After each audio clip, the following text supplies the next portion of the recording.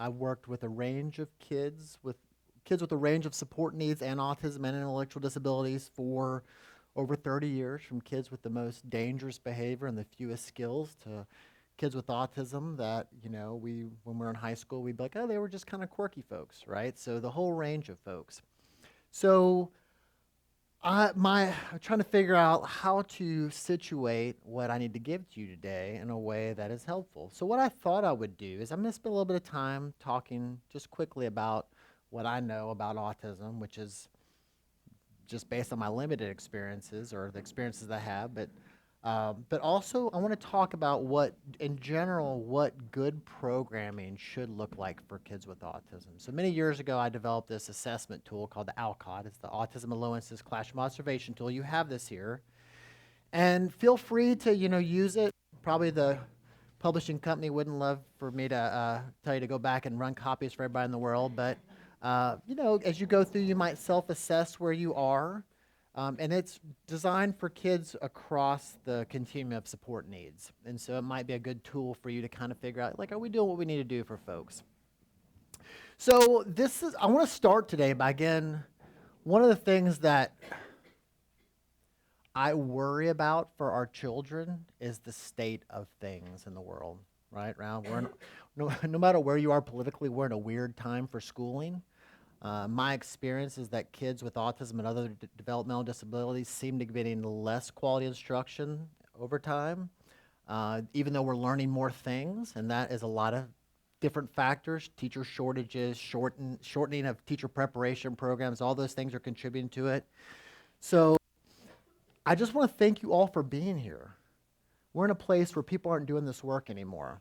They're choosing to do other things besides support learners, support kids. And so I want to celebrate you. One, because you care about improving the lives of young people. Thanks for doing that. You have broad shoulders for carrying a crap load of responsibilities. And we forget that, right? I mean, you're a nurse, a teacher, a mentor, a coach, all these things all at once. Your intellectual capacity and skill repertoires.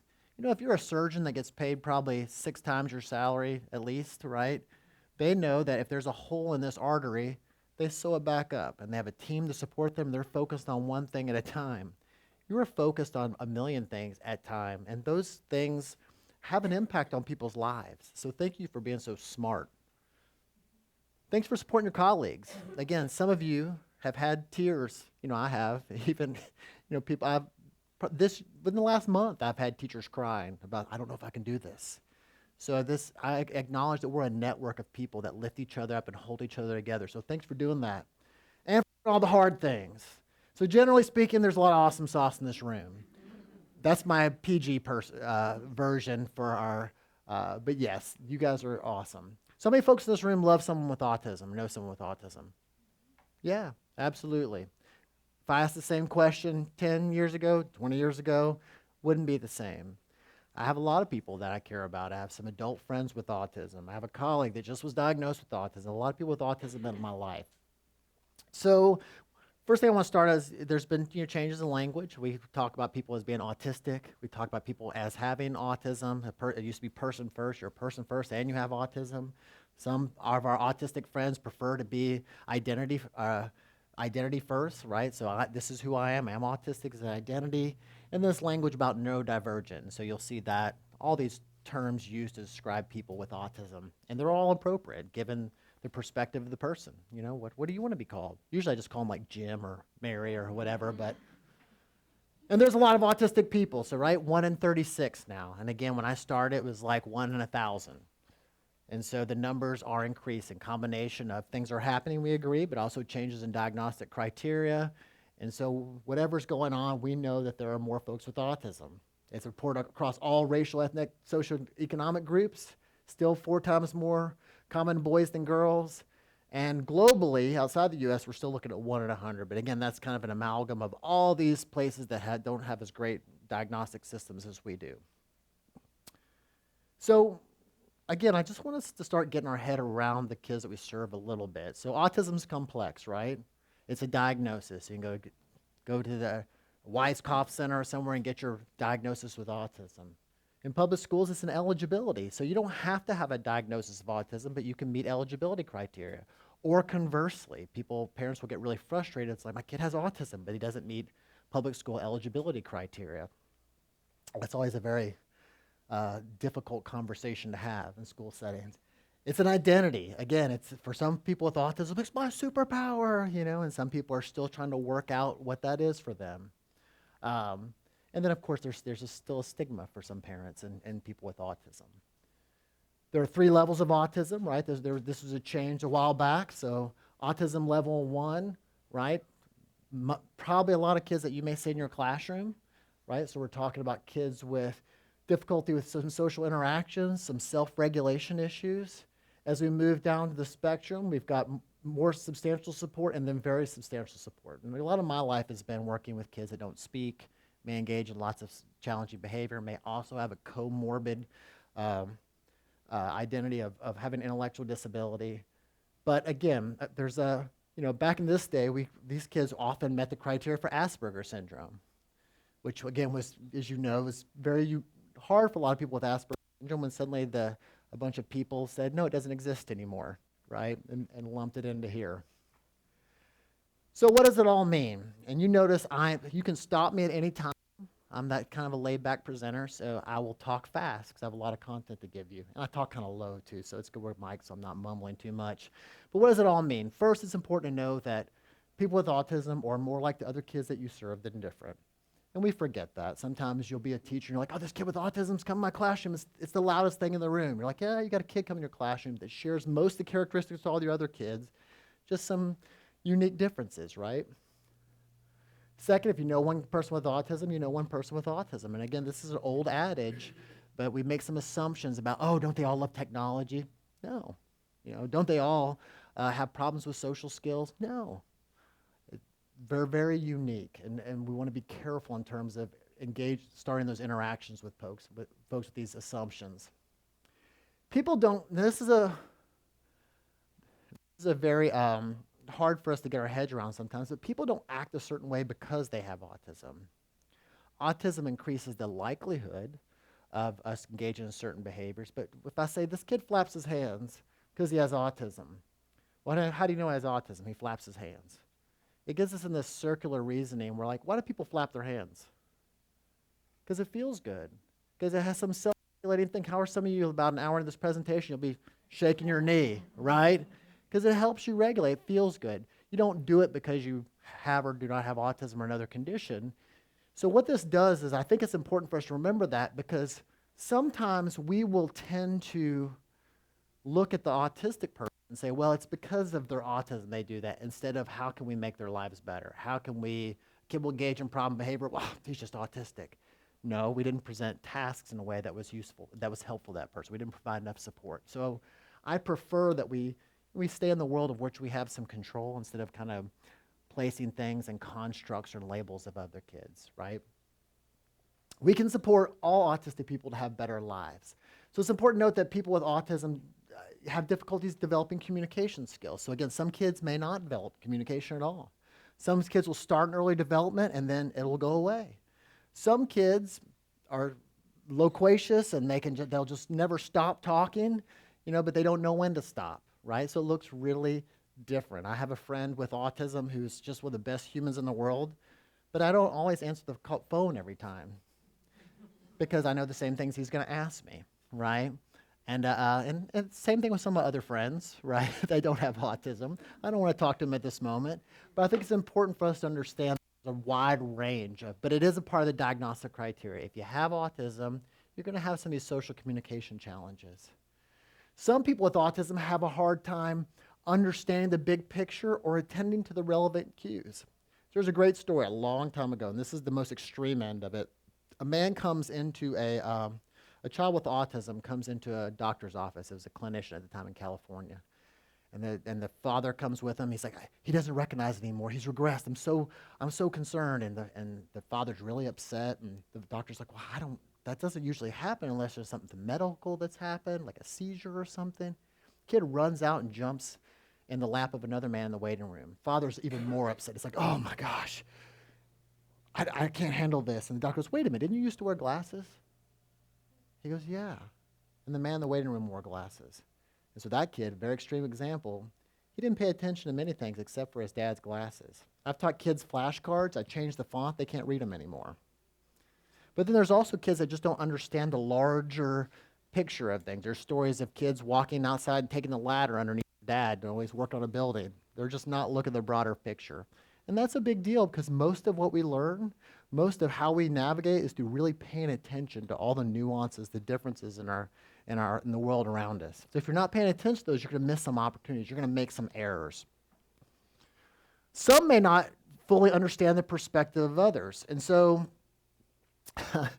this other guy I know, one time, so I played punk rock bands in Louisville for decades. Screamy, loud, social, political stuff. Some of you wouldn't approve if you're my moms. But because of that, this young guy he really liked music, and so I was kind of an ally, I was a wingman. He was like, Rob, he called me a bunch of times at school while I was working in schools, and so I answered the phone. After the 8th time, I go, what? And he's like, I got a date. I was like, you got a date? He's like, yes, I want you to go with me. That's the first day out of his mouth. I was like, explain? And so basically he had met this woman at Voc Rehab, and he said that he asked her out on a date, and he asked her to see a punk rock show in the basement of a church off of Frankfurt Avenue. And he's like, you got to come with me, though, okay? I was like, all right, I'll meet you guys there. So I drive. I'm supposed to be there at 7. I get there like 6:58, and there he is, like pacing back and forth in the parking lot. Pull up. I was like, hey, man, how's it going? He's like, that's great. I was like, is your date here? Oh, she's over there. I was like, oh, okay, let's go talk to her, right? And so we're hanging out. And the whole time, like, we go into where the music is. It's loud. There's kids everywhere. And I keep having to remind him to go and kind of hang out with her. You know, he's like following me. I try to get away from him. He's like stuck to me like glue. And I'm like, come on, let's get back. And I had to go over to her. How are you doing? She's like, I'm having a good time. I'm like, okay, good. And I was like, guys, let's get out of here. So we're going to walk down Frankfurt Avenue, that little Heine Brothers there on Bailey, right? So we started walking, and then all the stimuli was gone, all the noise, and he started asking her questions. I was like, all right, my man. So I started walking back as they were going forward. They were having some conversations back and forth. He gets in line. There's a big line there, like 6 people or so. We get there. He goes to the counter. He orders like a brownie, a bag of chips, like some drink. And he looks at her and goes, are you going to get anything? And she goes, I don't have any money. And he goes, okay, and then leaves. I was like, no, no, no, no, no, no, no, no, no, no, no, no. And so the moral of the story is, like, if you're on a date like that, you'd be like, that guy's a jerk, right? He just didn't know. He had no idea. So, of course, I was like, take some money, go back, ask her if she wants to buy something. He plays guitar, and I got one message from him like a week later, and I played the message, and it goes, da-da-da-da, I was on my first date, da-da-da, I thought it was going great, and then she left me. So it didn't work out. But the moral of the story is our kids that's a humorous story, but our folks are always missing on these subtle cues that result in isolation, loneliness as adults, lack of employment opportunities. These are really important things. Some learners adhere rigidly to routine. So how many folks use the term ATM machine? It doesn't make any sense, right? Because ATM stands for automatic teller machine. So basically, I'm going to put my PIN number, my personal identification number in my automatic teller machine. And those things lock together, right? Well, some of our kids do that. They don't pay attention to the part. So our kids will learn that under this condition, this has to happen. And they get upset when things change. We'll know some kids will over-respond or under-respond to sensory stimuli. And we're all like that, right? I'm the go to a Thai restaurant, dare them, I want hot food. I did martial arts, I'm always like, at night I'm scooting up on my wife, we're sleeping this way, this way, back, right? And then she's like, I'm hot, I need to go, I'm having hot flashes, whatever. And so I'm a guy that always wants sensory feedback, but you may be the other person. You're like, if somebody's within 3 feet of you, you're like, hold on, I'm a meat and potatoes person, right? And we're like that, but some of our kids are really in the middle, right? Things that are a humming of a fan can really drive them nuts. I worked with a young woman who would only eat very pungent things. And so her mom would make pancakes with onions in them, and she would eat greens with garlic. And unfortunately, she would also seek out chemicals, which was very dangerous, and try to put it in her mouth. Another man that we're working with and who came from Tennessee, he only liked one type of bologna, would only eat that bologna. Parents were like, well, they don't make it here. So they would take packages from Tennessee, stick other bologna in there, and he could taste the difference. And he didn't know when he wasn't hungry. He had that. And so, again, it was a big issue, and they had to go to a feeding clinic and do some of those things with him, some supports with him. And then some of the folks, when they come to us, they've had these negative experiences already in school. So let's see if this will work. I didn't think I had sound, but let's see if this will. Anybody ever see Autism the Musical?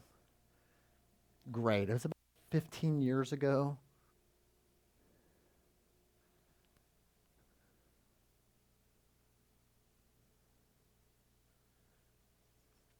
That is my fault.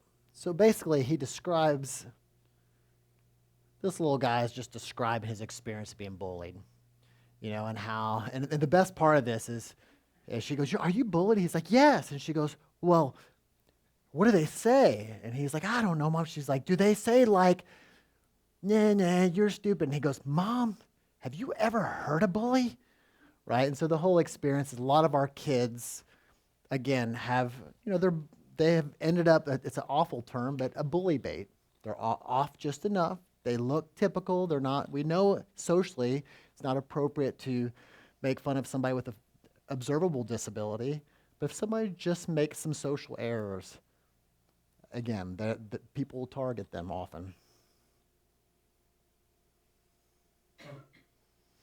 All right, so here's the hard part. Here's the work we're going to do. We're going to talk about moving the needle a little bit. So moral of the story is that there are a lot of things that, unless we really understand what some of our folks with autism bring to the table, we can make assumptions about them not wanting to learn, or some of the behaviors are choices that they're making, that is just makes us so frustrated without really understanding the complexity they bring to the learning context and the needs that they have. So I'm from a time, I started this work in the early 90s. I was actually a peer tutor in the early 80s. And it used to be the Wild West, right? So we basically when we taught kids with autism and other developmental disabilities, we'd have these cool activity-based lessons, but we didn't really know what we were teaching. Wasn't enough folks. We just get them through the cool lesson. We didn't always differentiate instruction. What we would do instead is we just use more prompting. So if you need more help, I'll give it to you, but I won't change the activity in a way that you can access it or do some assessment. Data collection was intermittent at best. So we used, usually it'd be like right before data were due, and we'd be like, oh, I got to make sure I have data to report to the team. And then we estimated student progress. We call that PFA data. Again, PG version pulled from the air. It can also be something else. But they'd be like, yeah, I think he's about 85% on this, right? Got it. And you'd report to the parents, and you're like, there was only 5 trials. How can you get 85%? But anyway, we did those things. Or I don't think I did, but I might have. And then we did crazy stuff. We brush students' arms and legs. I never did, but it was one of the big recommendations. We'd set kids in sensory rooms. Again, those are still prolific. Lots of public schools are still spending lots of money building sensory rooms, even though there's not really any support for their effectiveness. We all like to go and, if we need a break, sure, take it. But to build a room and here's what usually happens when sensory rooms are set up. Johnny's having a hard day, meltdown. We go to the sensory room. So he just learns that every time I melt down, I get to escape work tasks. And then what happens? He's in that room, and the paraprofessional's in there, like, resting. It's supposed to be 10 minutes, it's 20 minutes later. Where are they? They're still in the sensory room, so kids are missing more and more instruction. So again, I rarely see great applications of sensory rooms. Contingent exercise for problem behavior. This kid just needs to, I remember my first year teaching, I was working with a young man, and I was in middle school, and he pulled his penis out, and he was he was mad at me, and I was like, you put that back in your pants! And I remember an OT saying he was overstimulated, so I was like, we're going to walk stairs. And you remember when we were young, we're going to run around the football field. Again, not a great practice. Speaking for kids through facilitated communication, and we're seeing an increase in this again. We thought it went away, where we're actually talking for kids with autism. Something like a kid with autism is able to give a giant, grade appropriate diatribe on their device, even though they have no other indication, but just by putting their hands on them. Again, we debunk this, but we're seeing it now called spelling to communicate. Those things have reemerged. squeezing kids, putting them in weighted blankets. I mean, I like a weight on me. I have 2 pit bulls that sleep on me. But again, as an intervention, it's been pretty much debunked. Or we used to teach kids all these things out of context, like, oh, I'm going to teach you 1,000,000 cards. What's this? What's this? What's this? And then we'd look at kids, and they still couldn't communicate. And so we were teaching it out of context. So the good news is we came up with this idea of evidence-based practices. Are people, you guys familiar with evidence-based practices, or at least the good? So in autism, it was a huge movement. In the late 2000s, we really saw giant reviews of all the literature, bringing all the data together and saying these have accumulated enough studies for them to work. And for the first time, it gave us this like, oh, some things work better than others. Should you try this? I don't know. Let's see if it's on the list of evidence-based practices. Okay, if it's not, we need to make sure we take close data before we're not wasting any kids' times. And if you're interested, the National Clearinghouse on Autism Evidence-Based Practices is probably the source right now for those evidence-based practices. So you can go there, take a list. You're working at a school and parents say, I need you to implement this. You can take a look and see if it's on what the evidence is to support it. I also recently spent a lot of time. I'm a research fellow for the Ohio Center on Autism and Low Incidence, Cali Center, which is an amazing resource. Again, they have a wonderful autism center. Their intro to autism course is, I think, one of the best out there. So if you're going to do some PD for your staff, there's this hour-long course that has families, and it's just really well done. And so great source of resources. They also have autism internet training modules that will show you how to implement procedures, and they also have 10 other centers around UDL, around deaf blindness. It's just a great wealth of resources. So O'Cali, if you're interested. And again, I can make these slides available so you guys can take them back to your folks. So unfortunately, despite all these evidence-based practices that we're like, yes, we got them, data are showing that people don't implement them in schools. And there's lots of reasons. I think a lot of it's lack of training, lack of oversight. But the sad part is people are still implementing things that we can deem contratherapeutic or harmful to children. And so we want to make sure that's not happening. So the field came up with high leverage practices. Now, have those proliferated in the parochial schools? Yes. And so the idea is that, well, all these evidence-based practices are so intense. What if we came up with these global practices that all teachers should have? And the Council for Exceptional Children endorsed these. And we actually, last year, I had an opportunity to edit a book directed at kids with more complex needs, the high leverage practices, but there's 22. They've just changed the format a little bit, but they're still pretty much the same.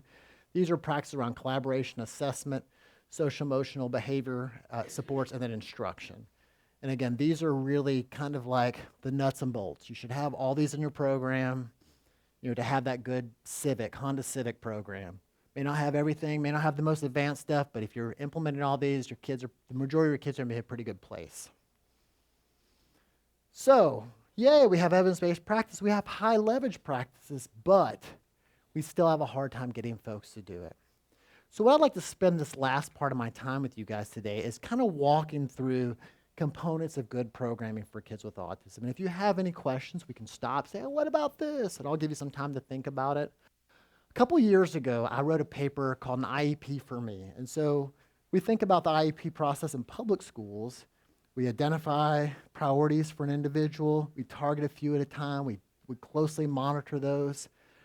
I started thinking about, well, couldn't we do this with our educators? Usually when I consult, when I was a bad consultant 20 years ago, I would go in, watch a classroom. I'd give a list of all these things that we could do differently and hope that you did them. Maybe train them a little bit, and then came back and it's like, oh, they just couldn't get them done because it's not reasonable. Teaching's exhausting and hard, and to make major changes in a short period of time, it just doesn't happen very often. So what if we help the person engage in assessment, select 1 or 2 areas, have them meet that, write a goal for themselves, meet that area, and then continue with that process. We've written several grants in the last couple of years around this model, and it kind of all started here. So the idea is we help people reframe teaching.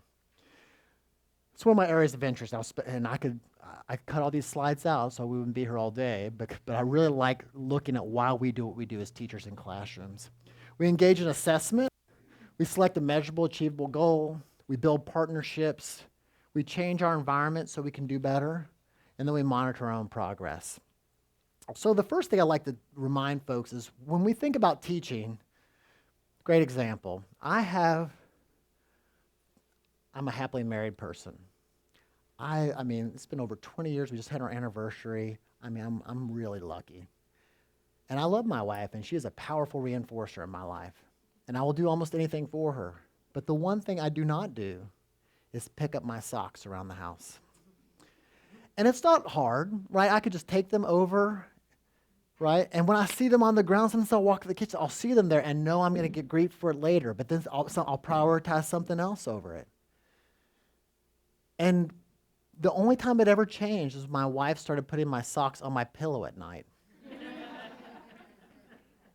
I cook dinner, I do all the good grocery shop, I do all the things, but that's the one thing I cannot do. And the moral of that story is that it's really hard to change patterns of behavior in ourselves, right? You can want to do it. How many folks may or may not have in the last week eaten something that they probably knew had too many calories in it? Yeah. I've been a vegan 35 years, and on my way to UK, they have this a coffee shop now that has big vegan cinnamon rolls, and it's just like those were off limits to me for decades, and now I'm like, whoa, of course, they're like 800 calories each, but they're so delicious. So I think the idea that teaching, when I was a kid, my dad told me not to teach. He quit teaching. And like any good skateboarder punk rock kid, I was like, screw you, Dad, I'm going to teach anyway, right? And so I did. But I identified as a teacher before I even started teaching. Our identity as teachers aren't always related to the things that we do. It's like showing up to work, having the kids there, but you don't think about, did I deliver enough positive feedback today, right? So I think that sometimes if we think of our teaching as a collection of behaviors, right? We do that and this is a good news because we have, centuries of data on how to change behavior. I mean, we're pros at that. We don't have to learn much more. But teachers behave, right? We plan, we teach, we provide feedback. And what we're currently doing in our classroom, which is serving kids with autism well or not well, really is just based on what we've learned in our past, things that have worked for us before, right? And so if we're going to do anything differently, we've really identify those behaviors that we want to improve. So again, we're going to spend this next bit of time kind of talking through behaviors, teacher behaviors that we would like in classrooms for folks. So this is the Alcott. So many years ago, I was the director of our Kentucky Autism Training, and we were part of this big, giant coaching project. We had an assessment tool where we go and look at classrooms. And it was like 36 pages. And we realized after we were free of that project, I need to create something differently. So over the years, we've iterated this, and this is a protocol for us to kind of look at quality indicators for programming. There's no psychometric evaluation, so it can't be used for formal evaluation. I use it as coaching. So you administrator folks, you got a teacher that's struggling serving your kids, a great coaching tool. I have teachers self-assess. I might go on and watch for an hour. We sit down and talk about what should we prioritize. So it has 6 programming areas. First, environmental supports, instructional supports, instruction, communication supports and instruction, behavior supports, and educational team interactions. So let's talk quickly about these environmental supports we want to see in our classrooms. So the first thing when we're thinking about a classroom for kids with autism, knowing that kids have a hard time predicting what's happening, there's difficulties with self-regulation, we want to make sure there are supports in the classroom, usually visual supports, to help kids be able to figure out where they are in space, right?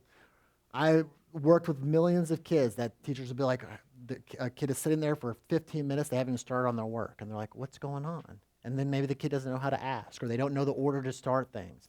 Providing those tools and providing those tools for folks is extremely supportive. It's extremely important.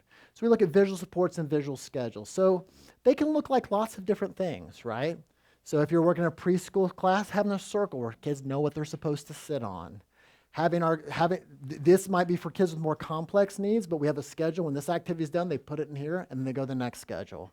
It might be for, like you and I, we have our own little schedule that we cross off. So a lot of kids in your classroom have some writing skills. So they've got their checklist, and you teach them to cross off as they finish. What a great tool, right? We should be teaching kids in preschool how to use schedules because it's so important to all of us. But what happens is like, oh, maybe we'll start getting this around, but as kids get older and we start seeing their environments change a lot. But really, we should hit this early on. These are a couple really interesting ones. This is a young man that just had a learning disability, but also had Fragile X. And his teacher, he was in a resource room. His teacher's really upset with him because he was kind of a smart aleck, and she didn't know what to do with him. So she called me that he's poop smearing. He's turned into a smear, which is an awful way to refer to kids. I hate when people are like, he's a runner, he's a biter. It's like, do you eat, Elizabeth? What if somebody's like, she's an eater? I mean, it's just not, you don't talk about kids this way. People hit, people talk out, people, oppose things, but we don't call them by those actions.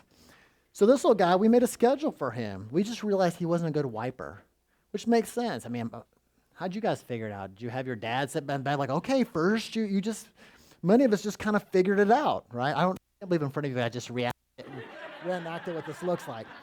But I took my clerk's chocolate bar, right, and I just melted on toilet paper, and we taught him to wipe and look. We had it in the bathroom, wipe. Okay, you're good if it gets to here. This little guy, I want to show this one. This little guy at that time had Asperger's syndrome, and he drove teachers crazy. He kept asking them questions. The other kids in the classroom were like, shut up. They were so annoyed with him. So we taught him. We took time to listen, time I can talk to my one side. We had Velcro. It had laminated two sides. When it flipped over and said, time I talk to my teacher, every time he interrupted, she would give 15 seconds of whatever you want. Raise your hand, I'll come over and talk to you. Time to listen, she was unavailable. And for a while, it was more on the time I could talk to my teacher, and then we started gradually shifting it, and she started reinforcing, nice job, way to go, way to wait. Again, he couldn't detect on his own when was the appropriate time to interrupt. This is one of the most horrifying ones for me. Just the story behind it. Young man, 4th grader, beautiful kid. Teacher called me. It was one of our schools further out, the kind of the outskirts of Louisville. And the teacher said, you know what? He's engaged in deviant behavior. I need you out here now. I was like, okay. And she's like, he's looking at other boys. I was like, well, that's not deviant behavior. Young kids try to figure things out. Let's see what's happening. So I came up, and I came to the school, and it was across the hallway, and all the kids were going to the bathroom, and he was standing aside. He wasn't allowed to go in with them. And I said to the teacher, I was like, let him go. I can't. I was like, just let him go in. I'll follow. I'll make sure everybody's safe. So he walks in to the bathroom. Kids are snickering. He walks that first stall. He looks under the door. Kids are screaming, tell Miss So-and-so he's looking at me again. Walks to the next door. Looks under. Oh my gosh, he looked at me too. Walks to the third stall. Opens the door and walks in. What's going on? Nobody ever taught him you knock. We made this little visual support to remind him. As soon as we told him what he was supposed to do and what people thought, he was mortified, and he learned to knock immediately. But again, the jump to the road of this kid that was also kind of difficult to program for, he's deviant or he's engaged in problem behavior when he was just missing a very important signal. Good classrooms, we're going to see environmental support. So students are going to be warned prior to transitions. What you're going to know things for kids with autism are really going to be good for all your kids. So guys, lunchtime, you got 5, 4, 3, 2. A lot of our teachers will have on their smart boards or they'll have a visual timer, a time timer that shows the time counting down. Again, it gives all the class some cue. Where are we? You can even help them. You can even teach your kids explicitly to check. Guys, don't forget to check your time. They can check themselves, but again, we're getting that in their repertoire. We're helping strengthen that skill for them. And your good classroom is going to see a lot of technology supports. You're going to see digital tools. You're going to see digital calculators. Kids are going to we have for kids with a range of complex needs, task analyses, so step-by-step tasks on tablets where they can scroll through and here's what I got to do next. iConnect, which is a not new but newer software. It's a little app you can download, and basically what happens is it will ask things like, am I on task?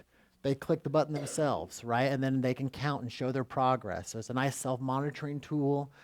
If you're interested in these types of things, and this would be appropriate for most of your settings, we are running a project now with Dash, and we've basically developed a curriculum for coding, and within that, we've embedded social skills instruction. So it's projectsocialcode.org, and all the lessons are free. All you got to do is buy a Dash. It's about $100. And all the software can be run on your iPhone or existing tablets. So what I want for you to do, and we're going to do this very quickly because I don't want to run out of time, is I want you to go through and answer these questions for your team. Again, don't worry about the scoring guide for the Alcott actually has some kind of broken down like lines of demarcation between these, but just say, you're not doing it at all? I think we're doing some of it.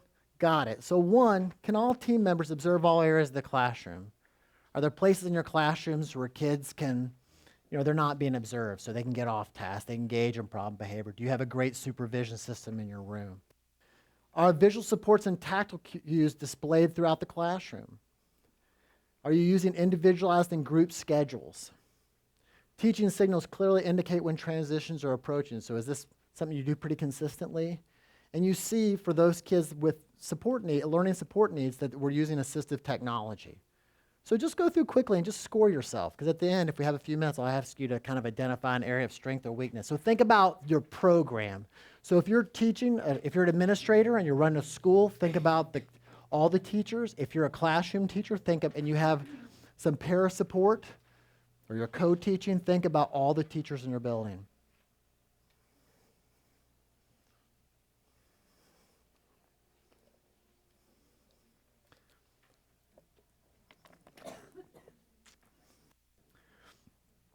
Extra copies, so I know people don't want to dirty theirs up. I see what you're doing. All right. Let's talk about these next sections for a minute. Actually, I hear some chatting, which is good. No, I mean, it's good. I like that you're discussing it, so it's okay. I want to give you enough time to talk through it. Okay. I want to talk quickly about this next section is about instructional supports, the things that you need to be a good teacher, right, in terms of programming for your kids. So the idea here is that good programs are built before they take flight. So when I see programs where kids struggle, I don't see consistency in the program. Things are changing a lot. Kids don't know what their expectations are. Staff don't know what their expectations are. So whether it's instructional blocks, are routines predictable? Do people know? So if you're working with a team, does all your team members know what they're supposed to do each day? And that's important. And again, they facilitate predictability. So certainly you may have larger block plans. It's funny, how many folks went through a traditional teacher prep program? You know, one of those stupid 12-page lesson plans you had to write and be about? Nobody ever does that. There's no way to do that, right? But it could be some sort of matrix. This is something that people may not be familiar with, but we call these systematic instruction plans. So our kids with the most complex learning needs, or kids that really need practice on a skill, we'll actually develop these little programs where will be an objective. When presented with a picture and a request match, student will point to, and it actually describes exactly how you present those. So anybody on the team is presenting instruction the same way. It's a very behavioral way of teaching, but it really locks in consistency for those kids that are really having a hard time acquiring those basic skills. You might see these for kids when you're trying to teach them to identify letters, and essentially they can be written for any skill that really needs intensity targeting. You're going to see kids letting go. I'm going to see classrooms where kids are actually given the opportunity to take risks. There's not an adult hired from outside huddling over this person the whole time, right? Which Michael Giangreco in the 90s wrote effusively about these papers or extensively, excuse me, about the role of paraprofessionals and how they block student interactions and how oftentimes they're not used in the most effective ways, right? And so, again, avoid hovering and interfering with natural classroom interactions. There's actually some interesting studies where it shows when a paraprofessional is there, there's less there's less peer-to-peer interactions because people are like, well, what's the weird adult doing here, right? So again, being very careful how we use those extra supports. Using data. So data and programming for kids with a range of support needs is powerful. Here's the most important reason for me. One is it ensures that we protect kids from poor instruction.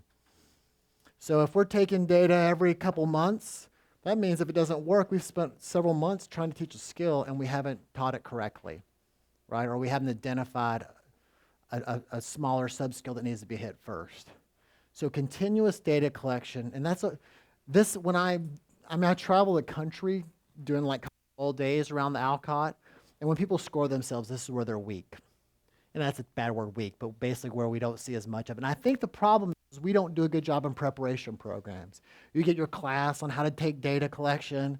We put you in student teaching with the teacher who's not taking the greatest data, and then it doesn't become part of your routine. But I teach teachers every day, apply a dot. So basically, how many problems did you get correct? Great. I turn the page, there's a graph right there, I plot it. So tomorrow I'm like, I'm doing better than I did yesterday. Wow, I'm doing great, which helps the teacher contact reinforcement. Every day they're seeing that kid make progress versus like, okay, nobody blew up today, things are good. They're actually for themselves, they're good teaching. I love this. What happened in the story? You didn't read, this is an old paper by Jonathan Tarbox, a great autism researcher. What happened in the story? Mary, you got this? Oh, gosh, Caitlin. You don't even have to know what happened in the story. So this is occurrence of urinary accidents.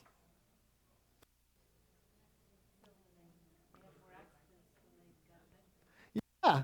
So about 6 days here, right? They didn't wear a diaper. There were no accidents. They put the diaper back on this guy for another, there's accidents and so forth.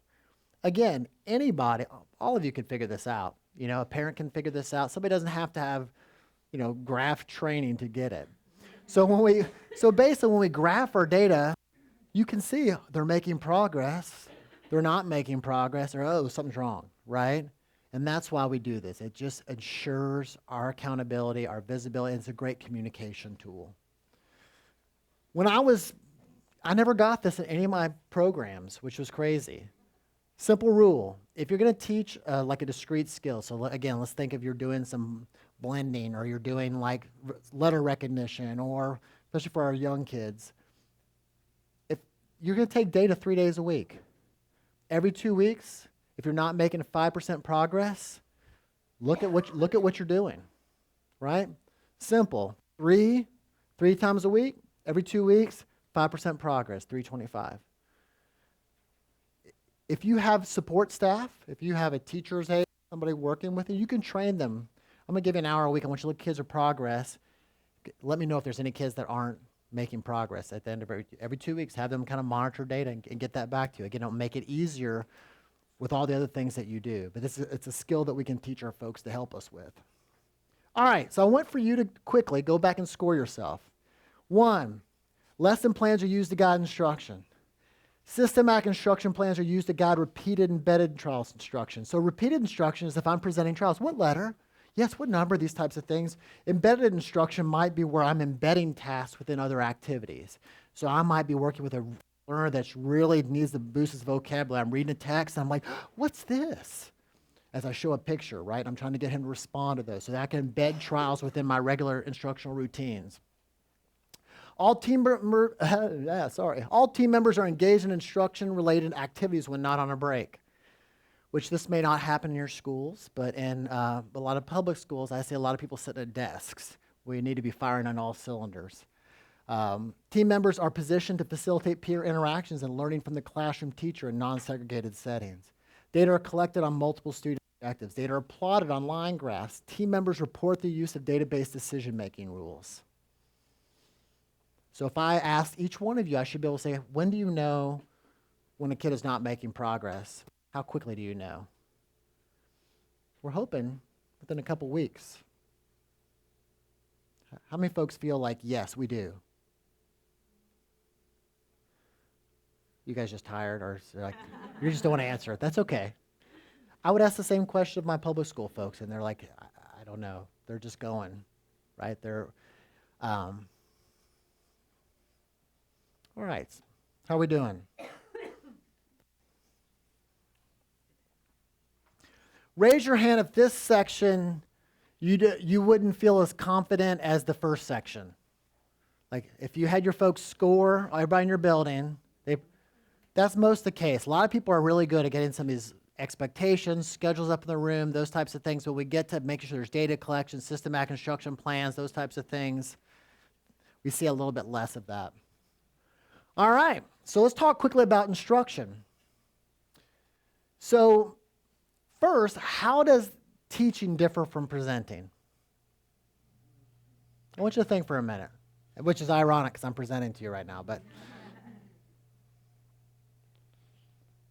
yes. I think it's interactive, give and take between the moderator and the learner.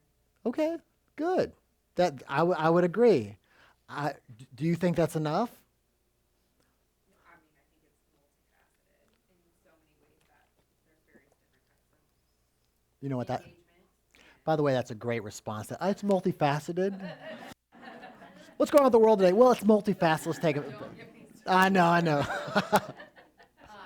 But just in general, like teaching and working with kids for as long as we have, like we see it day in and day out. If you're planning a lesson that's more of a sit and get, it's probably going to be less engaging. And Okay. you're going to have more behavior problems, or might have more kids tuning out. Or Let me ask you this question. So, yes.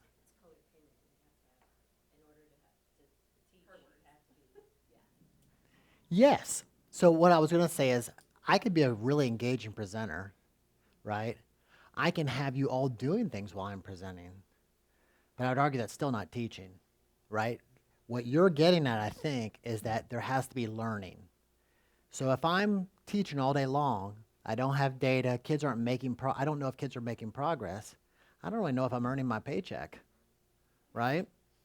And so that's what makes us specialized. That's what makes us great at what we're doing, is because we take data, we teach, we see how kids do, and then we change what we're doing if necessary.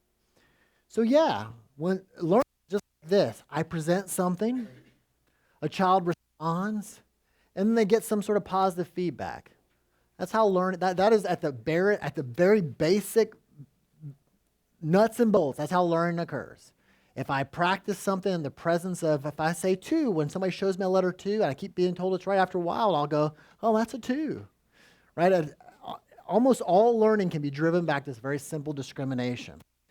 So what I see a lot, which again probably doesn't happen in your classrooms, but I was in North Carolina for 6 years, and they loved is it Phil Hartman? You know what I'm talking about? Everybody's like, yes. It's a whole classrooms of Hartman on television going, bah, hey, you know, the dancing guy. Maybe it's not Phil Hartman. Jack Hartman, yes. And I would ask, I was like, well, are kids ever responding? No. If they're not responding, they're not getting positive feedback, so they're not learning. Now, there may be some like, okay, I've learned from some modeling, but just the efficiency is not really happening. So yeah, so you ask yourself, the more of these, the better. One of the strongest correlates with learning is practice. The more kids are engaged, the more kids get opportunities to respond, the more learning you're going to get. In strong classrooms for kids with autism, I'm going to see, well, one thing that's really important for us to remember is some of our kids with autism aren't that great at watching and learning from others, right? And so to be able to learn and be able to like, oh, I should be paying attention to what they're saying. You know, and all of us, a lot of us without autism maybe have kind of gotten by watching other people and figure things out. Most of us can survive. Like I've gone to, I do a lot of traveling through music, and I can be dumped in some weird country, but I know how to get things right. I can just watch other people. Okay, they go here. This is where you get your money. This is where the bathroom is. This is how you order food. And you figure it out. But when that skill's not in your repertoire, you're not used to watching people and attending to those things, you're not great at responding to models, things have to be explicitly taught. That's why we want to make sure kids have lots of opportunities to practice skills. Good programs for kids with autism have lots of peer supports. So instead of, usually here's the classroom, here's a kid with autism, me as the teacher always being like, Johnny, right? I want Johnny to learn to rely on his peers. So I'm training peers to step in first and provide some support so it's not always me and him and then the rest of the class. I'm also teaching Johnny to ask a peer first for help before they ask the teacher. And I can say that to them, but basically what I have to do is set up opportunities. There was a time we had a young man with autism that would never ask for help. So we started embedding impossible questions. I mean, it's a real jerk move, right? But we would like things that we knew he couldn't answer into his instructional materials. We'd kind of follow along, watch him, and when he got to that, we'd sit. We'd give him about 10 seconds to figure out he didn't know what he was doing, and then we'd prompt him to ask for help. So we had to teach that explicitly, not like if you need help, remember, you need to pick up your socks, right? It's not enough. You got to practice it. So yeah, there's been a great whole body of literature. There's a colleague of mine, Matt Brock, Eric Carter, who also does really great work about inclusivity in religious settings, has done a wonderful body of work around establishing peer networks. So how to use, back in the day it was peer tutors, so a little teacher, then peer supports where the community is supporting each other, and then there's peer support networks where we're actually trying to facilitate opportunities for kids with autism to interact outside of the school setting with folks. So again, the idea is passive engagement is out, so that's again sitting and listening. So we might observe in a good classroom with kids with autism the effective use of small group instruction because it gives more opportunities to respond, right? Maybe our paraprofessionals are leading groups, some good high quality independent learning tasks, computer assisted instruction, things like copy, cover, compare. Anybody use copy, cover, compare?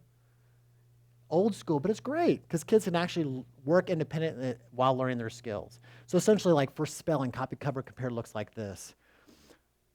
So I might have a list of words on one side, right? I teach, now I'm going a whole nother area, but I do writing research, and so I like to talk about this as well. But so you take a piece of paper, you fold over in half, then in and on itself again. So it's kind of like a diamond. First column, we have a list of spelling words.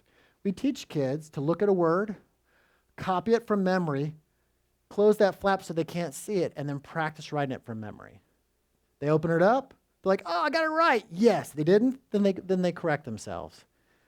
Again, great activity. Kids can work independently, learn a skill. You got these prepared for kids to hand it out. So it's a nice, so again, people use these strategies for definitions. Med students use it to match body parts. I mean, there's all sorts, it's been used in lots of different ways, but it has been used with kids with learning disabilities, mild intellectual disabilities, and 2 studies with kids with severe disabilities. Maybe we're going to do things like co-responding, right? Again, co-responding. If I say, guys, what's this? Yay! Versus me going, what's this, Caitlin, too? And everybody else has to wait for them. Again, response cards where everybody, let me see your answers. Everybody's got their cards up. Now we've got technology to do that for us. We've got all sorts of polls that we can use. Here is probably one of the most, I observed this today. I was in a school today doing observations around a big study. So some of us probably, again, not in this room, probably still engage in trial and error learning, where we throw something out there, we let kids, if I go, what's my middle name? Stephanie. Oh, no, come on, try again. John. No, come on. Do I look like a Kurt? Come on. Try a little harder. Who feels kind of sorry for her right now? Yeah, absolutely. But I see that all the time. Oh, you learned this yesterday. It should look like this. Hey, what's my middle name, Stephanie? John. No, it's Clyde. What is it? Clyde. Clyde. It is Clyde. Good job. You nailed this. Hot dog. Woo! And I get to move on with my lesson. So there's a whole body of research around what we call response prompting strategies. But for you guys and the types of settings that I'm assuming that you work in, Just use time delay. Time delay works like this. What's the capital of Kentucky? If you don't know, and I go 1, 2, 3, 4, it's Frankfurt. What is it? It is, yeah, and I get to move on with my lesson. If I want to come back to it, I'm like, oh, what's the capital of Indiana? I think, is it? I didn't know if it was Bloomington or Indianapolis. Indianapolis. It's Indianapolis, yeah. What's the capital of Kentucky? It is, yeah, and I can come right back to it and not skip a beat. Versus how awful is it when the whole class is watching me drilling on one teacher going like, student, what is this? What is this? If you're a kid with autism, you're going to lose your mind. You're like, I just want to get out of here, right? Because just understanding that's an expectation, like you're basically getting punished 4 times in a row instead of positive feedback once. So time delay, I like to call it for general education teachers the wait then procedure. Ask, they don't get it in 5 seconds, 3 to 5 seconds, give them the answer, then come back to it. Traditional way of time delay is if, and a controlled set is if I'm going to teach a bunch of new sight words, I'll go through a whole day where you can't make an error. So I go, what's this, ball? And you say, ball. What's this, car? You say, car, right? Then the next day I come back and I insert a delay. What's this? Ball? And again, if you're interested in this, I have billions of book chapters and practitioner-focused articles. Send me an email at the end and I'll send you this strategy. But it's like probably one of the most evidence-based basic teaching strategies. It's got decades of research supporting it just to teach really simple relations. I want to show you this really interesting study. So, I mean, I think it's interesting. You may not at all, but doctoral. So we were working with kids that did not have strong communication repertoire, so they were using different devices. And so we went and watched their classrooms, and we said, how many times are teachers giving kids opportunities to respond, basically opportunities to practice? And we said, well, but an opportunity to respond doesn't really matter if the kid has a device with him, right, because he can't respond. And then if he doesn't know the answer, right, because then it's just he gets a chance to practice an error. So we call these supported opportunities to respond. The rule was you provide them an opportunity to respond. What's this, guys? Point to this. They have to have their device with them, and then if they make an error or they don't respond in 3 seconds, you prompt. So we worked with a bunch of teachers, 1-day training. This is Melissa Tapp. She's a rock star. And these are 3 of our students. This is Miss Bollock, Miss Christenberry, and Miss Lindsay. These bars are engagement, student engagement. Well, look here. So basically the way these graphs work is these are baseline, and then we introduce intervention one at a time to show that that's really what is making the difference. So opportunities to respond, down here. Little bit of engagement, which is okay. Look what happens after we trained them. Opportunities to respond went up, but so did engagement across all these. So if you were a parent of a child with autism and some complex communication needs, would you rather be in these classrooms or in these classrooms? So again, a real simple practice of getting your in a habit. They don't know it, give them the answer and come back to it. It can be extremely effective for them. So I want you to take a minute and think about this. Go through. I'm going to read each one of these and give you a little explanation if you need to. 1, team members provide instructional opportunities in non-segregated settings, which is going to be most of your settings because you're not in segregated schools, but this is written for all kids with autism. Team members facilitate peer supports or peer support networks. So you train peers to support your kids with autism in terms of answering questions, finding what they need, or you are actually doing some activities where you're getting some of our kids engaged in after-school activities, in groups. No student sits for extensive periods of time without instruction.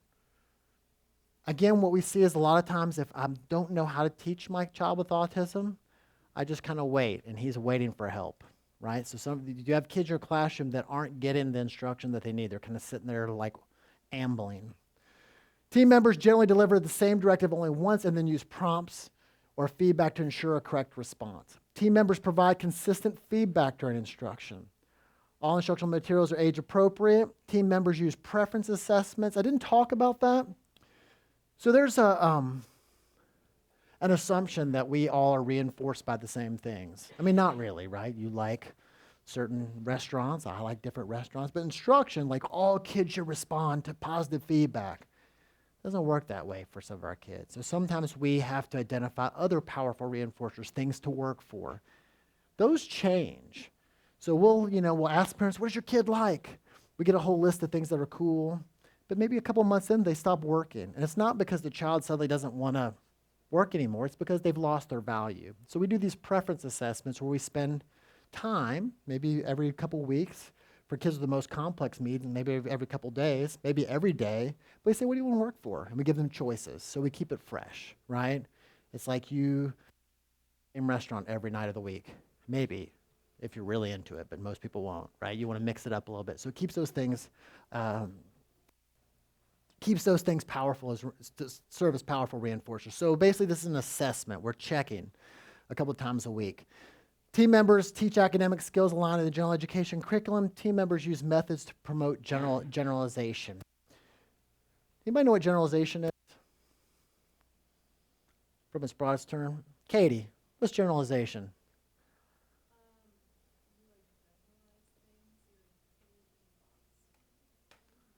Okay, you said box. I like that. If you don't generalize, you're teaching kids into a box. Like I can identify a letter on a flashcard, but I can't read it. I can't identify in real text. So the idea is, like, if I ask you, how do you promote generalization? You're going to say, oh, when we implement this skill, this social skill, we do it across multiple peers and multiple teachers. Oh, when we teach the sight word, we also teach it in a book. We teach it in this context. So basically, you present it in multiple contexts, so the kids are like, oh, this is the same. Again, my example of, take a kid with autism, that's just a young kid with autism. I'm showing him some flashcards of animals, and I go, cow, cow, yeah, he gets it. He's driving by, and he sees a barn, and goes, cow. It's because in the picture, there was a barn in the background, right? So again, teaching kid that a cow is a cow is a cow, no matter what's behind him. If I'm going to teach a dog, I don't just teach chihuahuas, because then when he sees a Great Dane, he goes, horse, right? So again, you make sure you teach it to sufficient, give enough examples that kids can make those leaps. Give yourself just a minute and go ahead and score yourself. See how you're doing.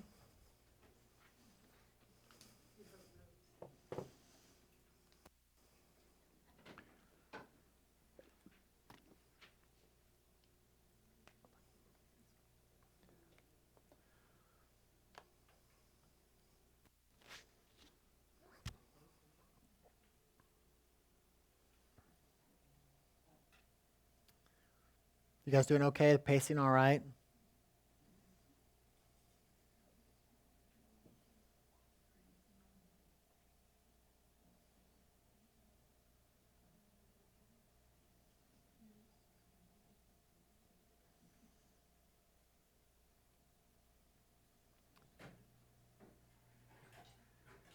It's just that water thing back there. Everybody's got to go to the bathroom, right? Running water. I need a break. Okay. We're actually doing pretty good. So please, if you have a question, feel free to stop. We've been kind of moving through these in a pretty fast clip. So I want to talk for a few minutes about communication. So one of the core features of autism is challenges with social communication, right? And so I always say that communication and literacy are probably the most important skill areas, because if you can ask people for what you need, you can read and figure out what the world's like, you're going to be all right, right? Unfortunately, sometimes we just relegate communication difficulties to maybe a speech pathologist or a related service person that's outside of it. That's not enough practice. Think about a typically developing 4 or 5-year-old. They never shut up, right? Like hundreds and hundreds of opportunities a day. But if you have a kid that has some complex communication needs or challenges with expressing themselves, and they're only practicing 4 times a day or 10 times a day during a single social skills lesson, that's not enough. So we have to be really good at teaching kids throughout the entire day, right? Communication skills basically are essential to what kids can't basically tell you what they know if they can't express it, right? They're important to be able, not only basic communication skills, but we have to teach kids how to ask for things. I need something. I need information. When I teach kids with the most severe disabilities how to ask for information, I start with really basic things. I'll have like an opaque bag, and I'll have something in it, and I'll go, oh, wow, what is happening? And they're like, I'm going to say, what is it? Say, what is it? It's and I pull out something really cool, right? And I teach them, if they don't know what it is, to ask for it. And then there's a whole series of arrangements you can set up to teach kids to ask. But that's probably just as, in some ways, just as important as teaching a kid to ask for a cookie, right? When you can ask for information, you have more control of the world. You can get stuff done, right? Even though some of us are very altruistic, if you don't have strong communication skills, you're going to have a hard time having relationships. You think about the people that you knew in high school you don't talk to anymore. You didn't have anything to talk about. They weren't good communicators. We interact consistently with people because either we have to, because it's our job, or we're married, or whatever, right? or because we benefit from that interaction. And they're not mutually exclusive, right? But so when people have difficulty with social communication, they're going to have smaller social circles, and that's not a great place to be. And again, when we have strong communication skills, they help us find love, right? Those important interactions. Those with stronger communication skills are going to be more included. They're going to experience belonging. They're going to have an easier job navigating things outside the school setting. They're going to have an easier job navigating typical employment settings. And then here's one that I think is really important for us to understand. When kids do not have an effective way to express what they need, they will get what they need through challenging behavior. My understanding is a lot of you guys are not working with kids with the most significant support needs, but you're going to have kids that are going to turn over a table. They're going to flick you off. They're going to be upset. They're going to yell. They're going to stomp out. And again, it's because they haven't been heard oftentimes, and like, this is too hard. I need help. I need a break. And so again, this is consistent. When kids can't communicate well, problem behavior emerges. And again, some of our kids with even milder disabilities, I still argue a lot of, and there are some data suggest that kids with emotional behavior disorders have challenges with social communication. So I want you to think about that in terms of kids aren't misbehaving to get you, right, to frustrate you. So there's something they need, and they have to go to the lengths of problem behavior to get it, which means there's been some problem in their life in terms of instruction or being taught that there's other ways. And then finally, I think when we have good communication skills, we're better in terms of self-regulating. We can manage our better. We can think about stuff. There's a really great behavioral psychological intervention called acceptance commitment therapy, with volumes of studies showing how effective it is. I mean, a lot more than a lot of our talk therapies. But you have to have a lot of language to be able to access that, right? You have to have all those words in your ears to think about, right now, basically you're identifying whether this is what you need to be doing right now, and are you stuck in your head? So you have to do all these things, and without a strong communication repertoire, you're going to have challenges with addressing some of the mental health things that our kids face. The good news, we have a million strategies. We have all these evidence-based practices. Again, this could be a whole talk. I teach a whole course at our university on it. Social skills training, response prompting. Response prompting may look like this. I'm teaching a little kid, ask for what he needs. I go out the door. I pause, and he looks at me, and I'm like, open. He goes, open. Oh, yeah, we can open the door. I'm just teaching kids to ask for stuff all the time. Again, it's okay. It sounds like you're making them naggy, but that's all right. We want kids to feel like they can advocate. And there's actually strategies to teach kids, like how to tolerate when you're like, not right now, buddy. Functional communication training, which we'll talk about in a minute. Milieu teaching, which is what our speech pathologists, which, again, we're looking for naturalistic opportunities to promote communication. PECs, pivotal response training, script fading, language modeling. We have a whole bunch of strategies, also a bunch of tools. That don't speak, we've got communication boards, technology. We're getting to a place now where technology will basically be able to go into a room, detect what's happening, and then populate a kid's board for them so they can, it's crazy. Any of us ever worked with kids that use speech generating devices? You have to program, it's a pain in the bottom. That's going to be obsolete in the next couple of years. There are already people proposing big research studies if those research studies aren't cut with federal funding. But anyway, those things are happening. And we know how to train staff, and we know how to train peers to get there. So we also have a great approach to communication. So I like what we call kind of this verbal behavior approach. So when I teach communication to kids, I always think about a listener and a speaker. In a lot of our worlds, we're used to talking about expressive, receptive communication. We think about those as kind of constructs. When I think about speaker-listener behavior, I can think about the interactions between a listener and speaker. And so that means I have to train the listener to actually respond to the speaker, right? And it helps me think about that. Like, again, teaching a kid to identify a bunch of pictures. Why do we label anything? Why in the world would you go, Rob, that's yellow. That's a yellow wall. Because you care about what I think. Because there's a social element to that. When I just teach, like, what color's this? What's that? It's a shoe. Nobody talks like that. Shoe, wall, roof, hot. No, you do it in context. And so when you're teaching these things in the context of a listener and speaker, it suddenly is like, oh. And again, a lot of our kids with autism you may have kids that are reaching high levels of performance on their data, but you see them still not interacting with people daily. And again, I think it's because we teach these things in these arbitrary contexts, out of context. Again, you're interested in this stuff?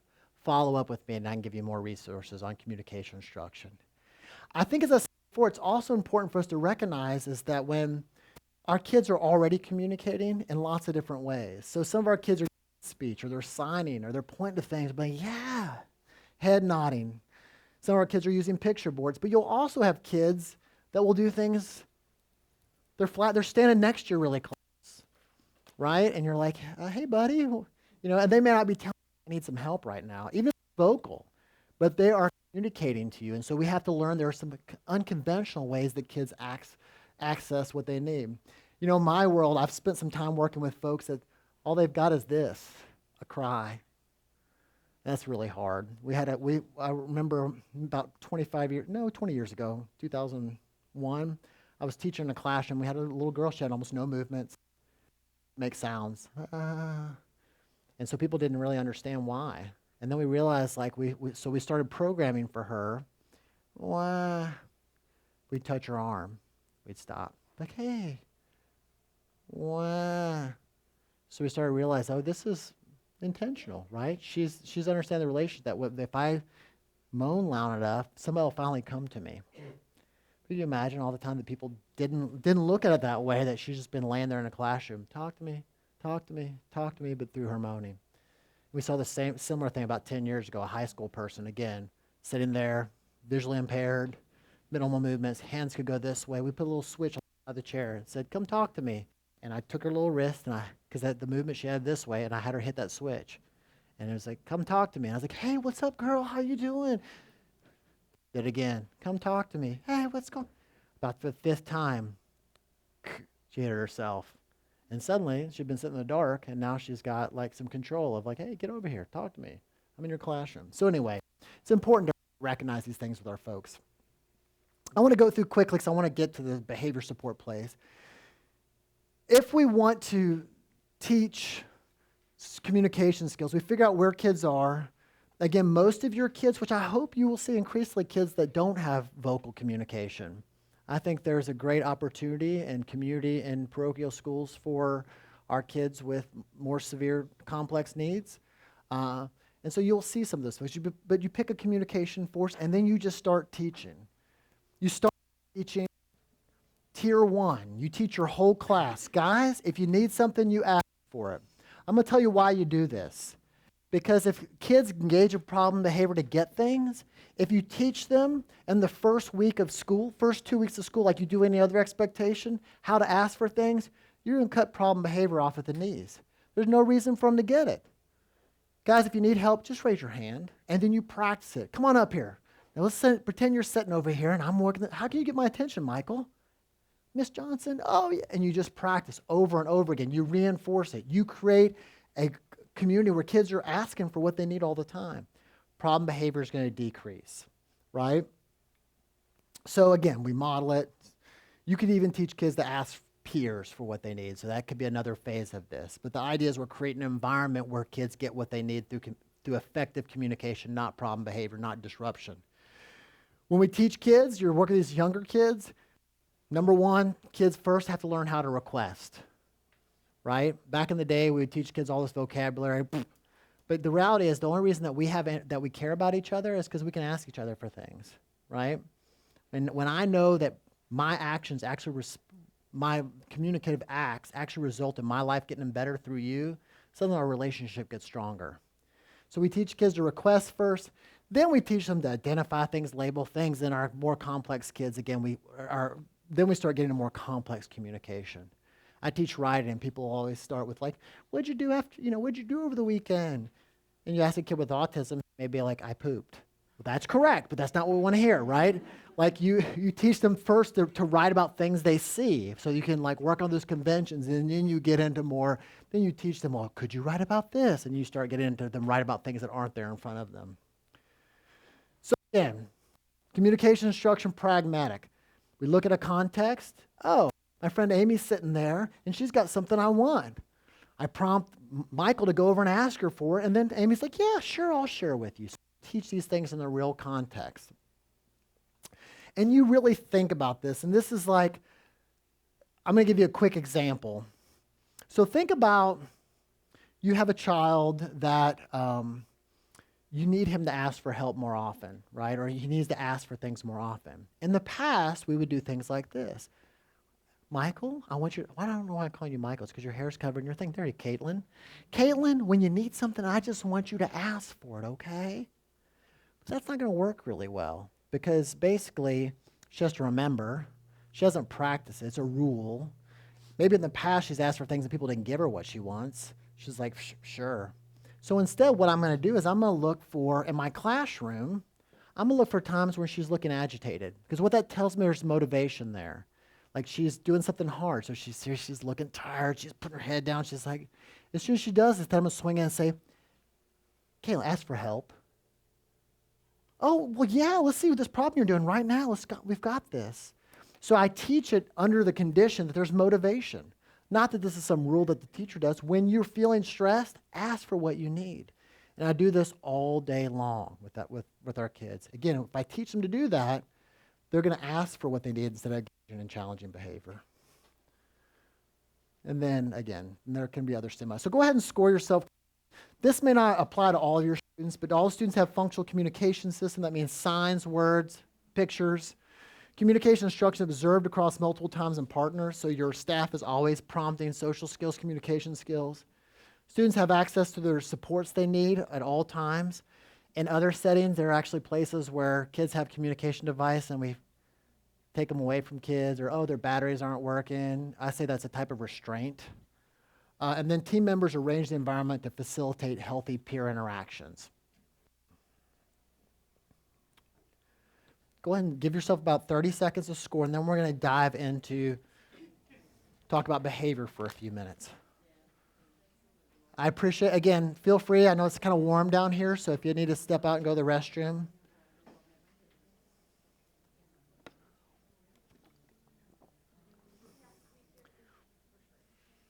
All right, you guys ready?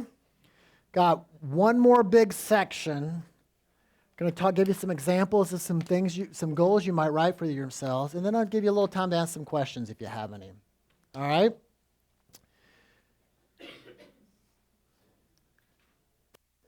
So how many folks might have experienced one time in their teaching career challenging behavior on part of one of their students? So I do a lot of research on teaching. But as a behavior analyst, when I get called to schools, it's not because somebody's not learning fast enough. It's because of challenging behavior. So I spend a lot of time in that world. It's one of the big reasons that teachers don't stick around. They get exhausted. And they're like, I got to do something else, right? So sometimes it makes us feel a lot like this. And I think it's important to acknowledge as a teacher, some of us have a lot of comfort with being harmed and watching others being harmed. I mean, it's a no-brainer, but, I train like a 21-year-old teacher. She's like 96 pounds. She runs out to classroom. She's teaching a big high school non-vocal kid. He punches on their nose. She's like, I'm done. It's traumatic. It is trauma, right?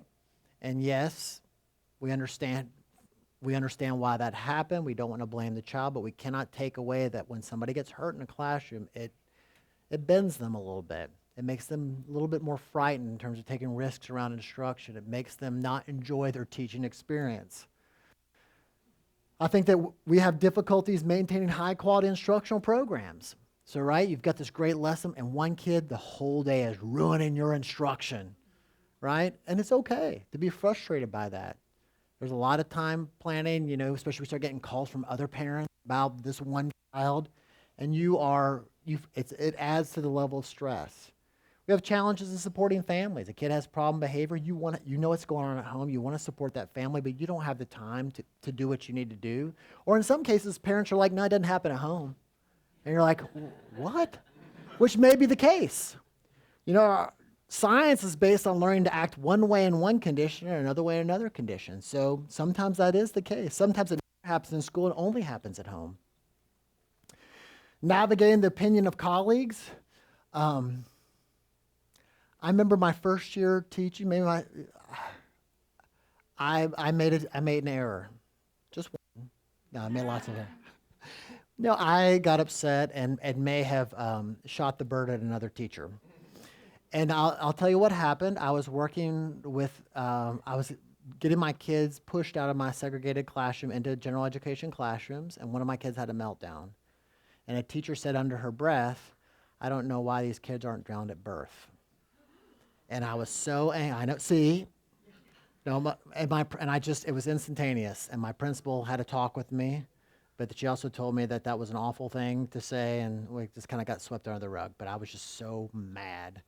I actually developed a relationship with that teacher, and by the 4th or 5th year out, we were all right. So, but again, other people don't see us with our hearts open to kids with complex needs. Other people don't understand. You ever been a mom? You're at the grocery store, your kid melts down, and you think everybody else is looking at you. Recently, there was a teacher that lost their job in another area, and this teacher was caught on videotape dragging a kid across the floor by one arm to her classroom. I have personal experience. It was a pretty good teacher. But she saw people walking by. This kid was melting down the floor. She felt she had to get him out of the way because all the eyes were on her, and she made a poor choice.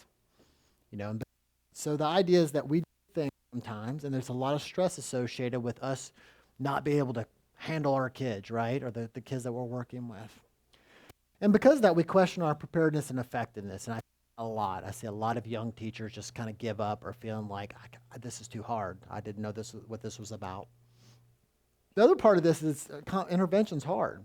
So very, very few times are we able to just go in like this and change challenging behavior. Remember, kids come to you with this whole history of problem behavior working, and then you're supposed to unlearn it in a week.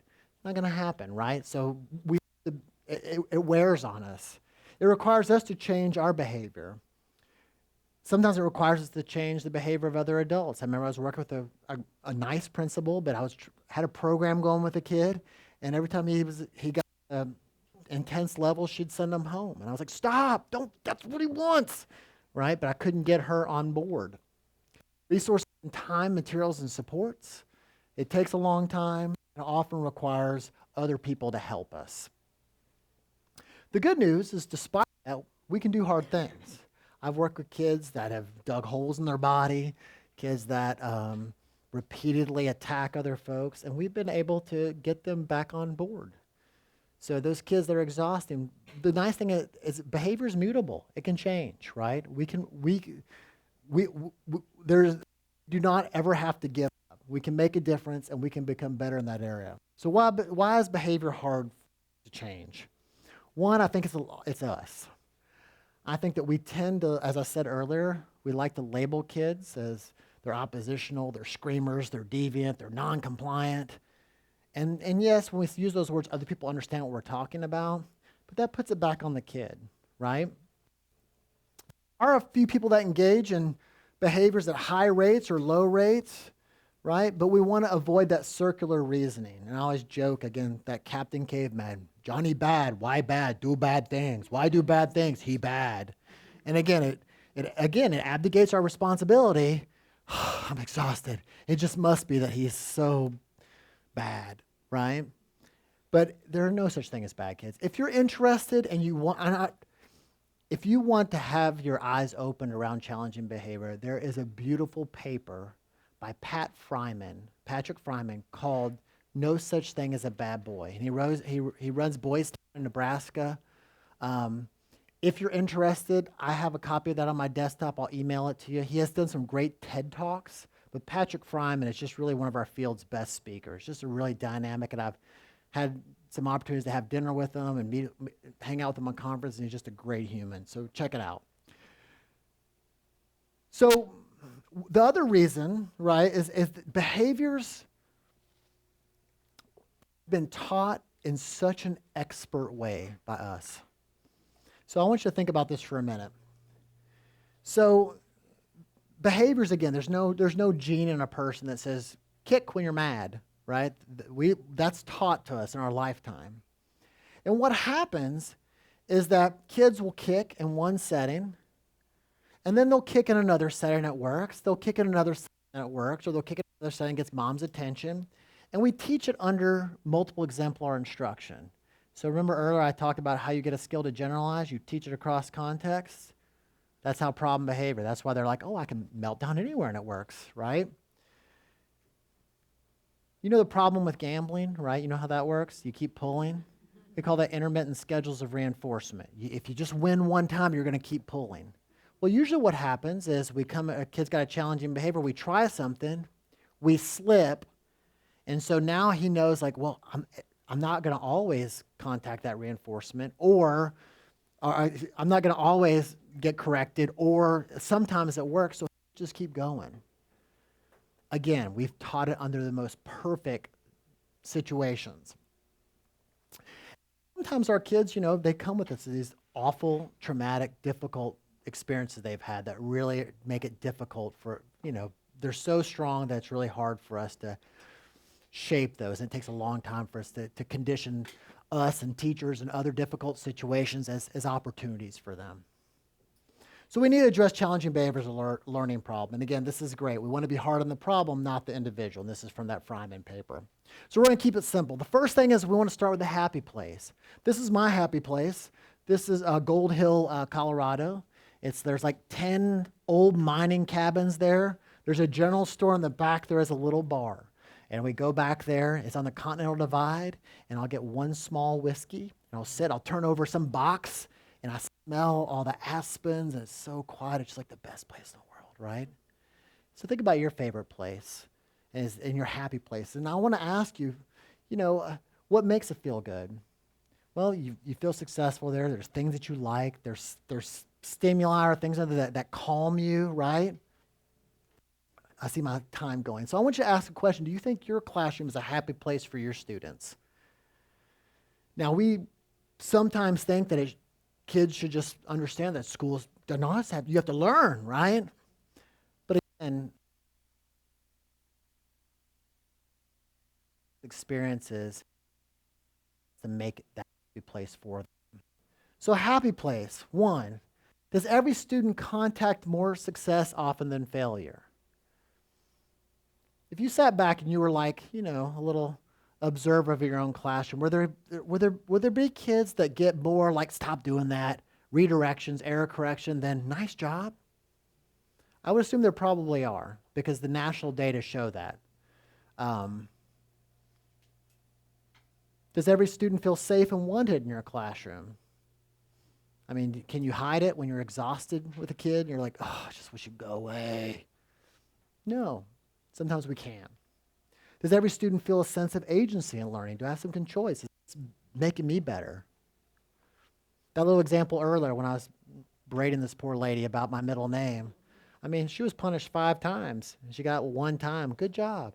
Imagine that's like 20%. Would you go anywhere where 80% of the time you have adverse consequences and only 20% of the time it's good? Maybe if it was like, a really, really good reinforcer, but that's it. So all young people deserve success. So schools and teachers must be reinforcing. That means kids should win a lot in your classrooms. Some students with autism or other disabilities, we feel that they have to earn our praise. And that's just not the case. right? We should be giving praise out early on for minor things, for small things, because we want kids to see us as like, hey, you want to spend time here because this is a place where you're going to contact success. So we want to make sure that for all of our kids, we have clear expectations and that those expectations are posted and taught. For kids who are difficult with reading, we might have picture supports for them. We might have them adjusted, right? We want to consider our body language. Again, for folks that have a hard time understanding body language and social cues, they can be really confusing when somebody's like this, Caitlin, right? When I lean over, even with kids without autism, we may not seem that way. You may see yourself not as a threatening person. You scrapbook on the weekends or whatever. But like when you lean over somebody and said, that's not right, you need to try again, Diane. You know, it's a whole different vibe than, hey, let's see what you got there. Oh, you know what? We could do it this way. So it's really interesting, the difference between squatting down, which is harder as you get older with your knees, right?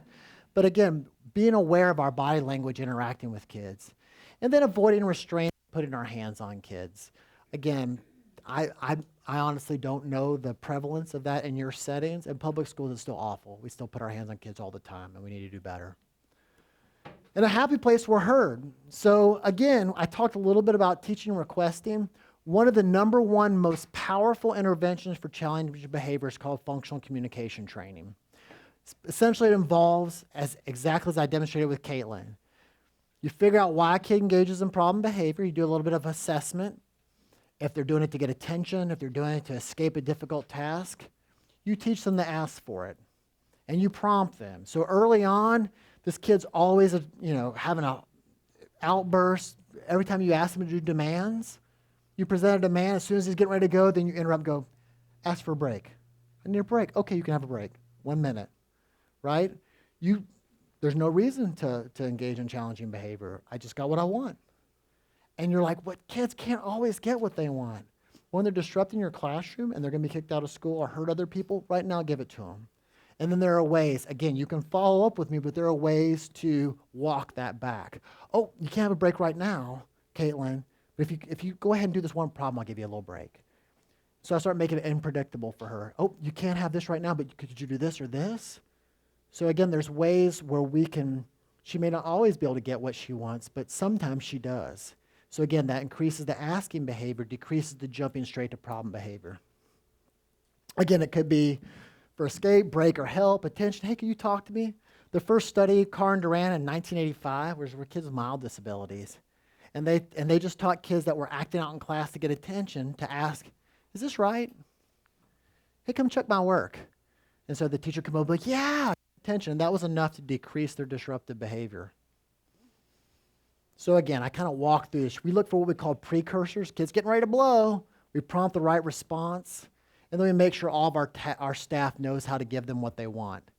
To me, that's the hardest part, because we may be on the same page, but there's always that person in a building that's just like, they don't deserve this.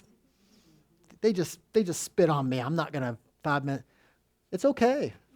Spitting on you was 5 minutes ago, right? Reinforcers, the effect of a reinforcer usually happens within, a couple seconds or a minute after break. Anything over a minute, that's okay. You can do a do-over. If you're mad at the kid, go ahead and prompt them. Nice job getting back on track. Get what you need, right? Again, we have to let go. It's a procedural, it's a technical way of understanding behavior, and we have to, as educators, we have to find ways to kind of breathe, reset, and usually fairly quickly with our students. Remember the old days where it's like, you can't go on a field trip on Friday because you misbehaved on Tuesday, which again has no effect whatsoever. But it feels good to us because we're punishers, right, in our society. How well does the prison system work? It doesn't. And we have a lot of people in prison that probably don't need to be in prison. We have some people that, yes, prison is effective for getting dangerous people, right? But in general, we're conditioned by other people to think that people have to have consequences, and they don't really understand what it means by consequences. When we're working with kids with autism, I think it's also important for us to promote dignity. So not talking about students in their presence, like Denise, did you see what Caitlin was doing over there? She is not listening, is she? We'll still talk about kids. The principal will come in and be like, Caitlin is just not herself today, right? It needs to be like, Caitlin, let's talk about, we need to bring her into the conversation. Again, using language appropriate for them. People still use threats and insults with kids. If you don't do this, I'm going to send you out. It don't work very well usually, right? I was recent with it, not recently, but in the last 10 years. The older you get, everything seems recent, but not. But I remember this teacher, like, basically, she was like, we caught her, like, she shouldn't have been doing this, but she's like, this kid kept touching her, right? And he had cerebral palsy, he had, an intellectual disability, and he kept kind of smacking her on her arm, just got her attention. And she said, you know what? If you do that one more time, I'm gonna put your wheelchair on its brakes again and put you in the corner. Again, restraint, not what you're supposed to be doing. But it still happens pretty regularly in context. People like to punish, as I said before, and punishment is good. And Denise, damn it. So, I mean, I can yell at anybody and get them to change immediately their behavior. And in my brain, that means that yelling response was reinforced. I don't even know that it happened. And so that short-term effectiveness of me yelling at a kid, that stops that behavior for an instant, I am more likely to do that again in the future. That is why your colleagues, that naggy colleague that's always yelling at kids in your building, that's how they got that way. Because it works short-term, punishment does. But the behavior will almost always occur again in more rates, because usually she's getting what she wants from me, right? Some sort of attention, some sort of response from me. So we are actually reinforced. I mean, punishment by definition, it's not a procedure, it's a thing. When you walk into a hot sauna and you're like, oh, it feels awful, and you never go in one again, you've been punished, and that works. Punishment is meaning when you contact something and you don't do it again in the future, or you do it at decreased rates in the future. But punishment-based procedures are problematic when we use them because sometimes they're reinforcing the kids, sometimes we use them kind of heavy-handedly because it's something we can do quickly. As I said before, it often, and other people expect us to do it. Remember the zero tolerance days? If a kid does this, you're out, which again doesn't stop the behavior in most cases. So punishment, what are some examples of punishment procedures that you might use in your schools? I can tell you some in public schools. They still use response costs, like go pull your stick, or go move your little, you have a little, like how your behavior is, you move it up and down. What's another one? Kayla? We use like a penny system, like get pennies for good behavior. Do you ever take them away? One teacher does, I think. Okay, so when she takes it away, that's response cost. When you give it, that's a good thing. That's way to go, Kayla. Yeah, it's still detention. You'll see things again. Correction, kid knocks a chair over, then you got to pick all the chairs up. Or reprimands are mild versions, but yelling at kids, there's still some spaces of contingent exercise. Timeout, which often we use, incorrectly and becomes some sort of seclusionary procedure. Here's the thing, punishment procedures can work, but here's what you have to deal with. One, what happens when you get that ticket? You're driving too fast, a cop pulls you over, you psyched? No, you're angry. Somebody yells at you, you get angry. When we punish kids, we get emotional and sometimes aggressive reactions. So we say a kid escalated, but no. Oftentimes kids already upset and we gave some sort of punishing consequence to them and then they escalated, right? We seek escape and avoidance. If kids are punished enough, they're not going to want to be there anymore. So we start seeing kids drop out of school, kids trying to work with some professionals over others because they find those professionals punishing. Behavioral contrast. Because punishment doesn't teach anything to us, it doesn't give us a new skill to get what we need. Basically, if I punish in one environment, so if I'm in Mary's class, I punish it, I might see an increase in Amy's class. And that's another phenomenon that happens. And then here's the saddest part for me. Some kids experience so much aversive consequences in school that they get learned helpless. It's like, I just can't. Tell me what to do. Do this for me. And then for my kids with more complex needs, and maybe some kids with autism that have a hard time understanding the social context, they don't know why, they weren't sure why they were punished. And so they stop responding in other directions, in other areas for people. So a decrease in engagement, decrease in other social skills because they're like, I just got punished by this person. I'm just going to chill back here for a little bit, right? So here's the one I want you to remember. Kids don't escalate by themselves. Our circumstances or ourselves escalate kids. So next time somebody says, he escalated, but no, what do we do to escalate them? And that's a hard place to turn. And some people are like, wait a minute, but that is the actual truth. That is actually what is happening. There's not a little eternal button that's like, time for me at 3:35, I'm going to lose it. It's usually something environment changed.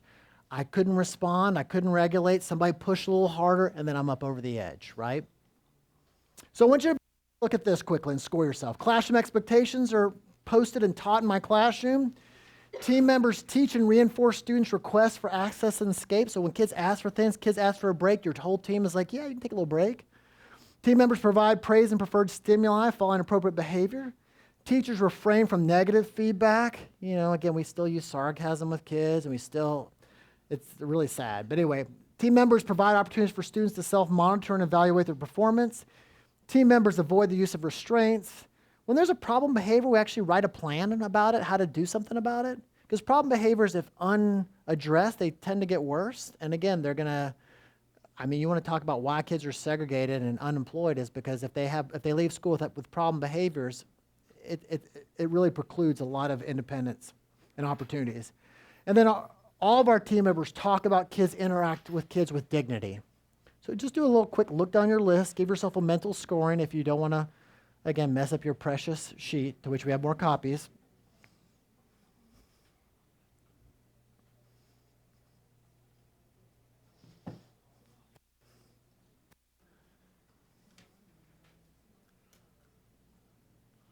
I like it. Yes, ma'am.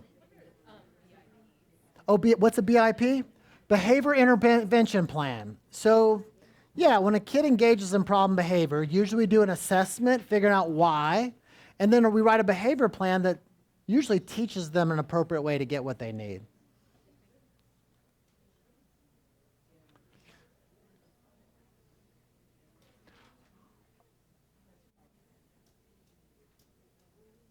All right.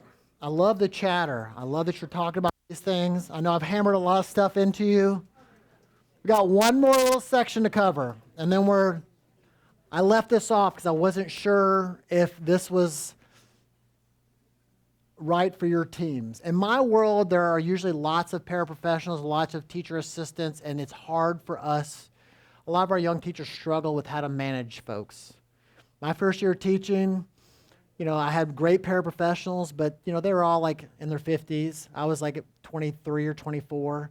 And I was like, I have to tell you what to do. And it was very awkward and uncomfortable. We became a great team because I was vulnerable and we're going to learn together and get better at what we're doing. But essentially, it's important for us to acknowledge that, one, to do this well, we have to have everybody on the page. It requires a village, right? And I know this. Some of you guys may have related services that you contract out with. You have team members, administrators, coaches in your buildings to support you. But I believe that if you don't have feedback from other people, it's hard for you to improve your practice as a teacher. You get in a pattern, things work for you, you keep going, and there's no need to improve your practice, but there's always space we can go. So whenever possible, I tell people, get other people in your classroom, just watch. What can you do better? Even you seasoned pros, there's always a next level to which you can achieve in teaching. We often need helpful feedback loop, and we often don't have enough time in the day to do everything we need, so that's why we need other folks in our building, right, to help us out. So the other part of this I did leave in here is I wanted to leave this idea it's important to collaborate with families. Though often, for some of us, because we have lots of families and our families are complex, sometimes it's easier for us. They drop them off at the door, we got them, we send them home, right? But the reality is that, especially for a lot of our kids with autism, we can't really understand their interests, how things are going at home, their levels of stress. Some kids with autism will keep it together all day, and at home they lose it, right? Because they've had to. I had a young man that I knew for a long time, and he would did pretty well in school. And at home, he took big white plastic bags, and he would pull them apart, tie a knot at the end, and do this in his room. Nobody ever saw that in school ever. I mean, he presented fairly neurotypical, I guess, but again, he had to just have something to relax. I've had families that would their kids come home and just problem behavior, upset, crying, depression, all these things happening. So again, we have to collaborate with families effectively.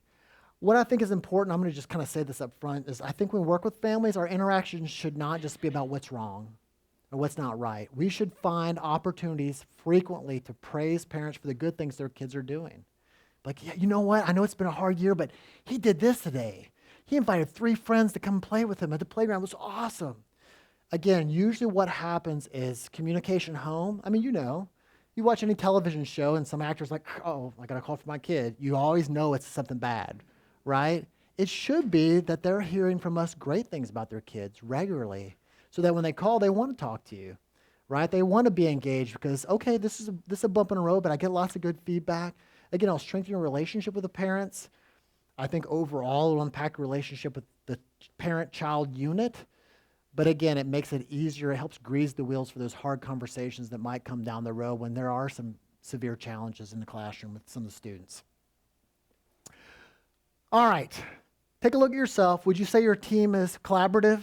What that means is that when you're working with other folks, it's not just one way. The teacher just isn't telling, you're actually taking feedback from people that are working in your building. We have these kind of reciprocal relationships. Paraprofessionals are given plans are given plans for non-segregated settings. Paraprofessionals are provided training and coaching support. Team members establish methods for communication with students' families. So here's what I'd like to leave you with. I'd like you to kind of look down that list and just put a check. Which one of these areas do you think that you probably, your team, your building, could strengthen their chops in? If there was one, I'm sure that you're all perfect in your instructional delivery, but is there an area that you're like, I think I could probably do a little bit better? And what I would encourage you to do is once you do that, to write a goal for yourself. So maybe just like we do with an IEP or another type of support tool, we write an objective. So maybe all students will have a communication system. I'll identify for each of my students with complex communication needs a primary response form. I'll increase the number of daily instructional trials for our students. Maybe it looks like this. All staff will implement high-quality reading instruction supports for students.